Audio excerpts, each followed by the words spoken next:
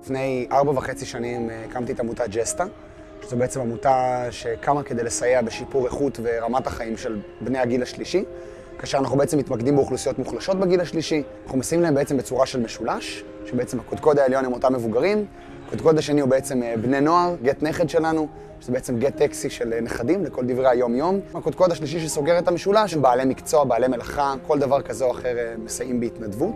היום אנחנו נמצאים ב-11 סניפים, משדרות ועוטף עזה עד מנרה שבצפון. הם מסייעים ל-1,400 ותיקים וותיקות, בעזרת קצת יותר מ-1,500 מתנדבים ומתנדבות. הסיוע לוותיקים מעניק להם מעבר לתחושת החום והאהבה, מעניק להם גם תחושת שייכות.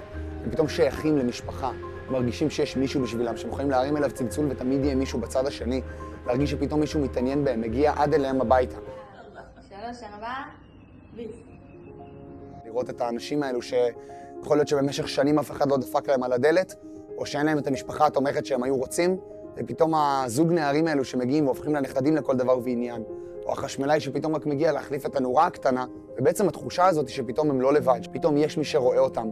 ולכן בשבילנו זו התחושה הכי טובה בעולם, להעניק להם את אותו סיוע, ולתת להם את התחושה שהם כאן ואנחנו כאן בשבילם. תודה רבה, ג'סטה.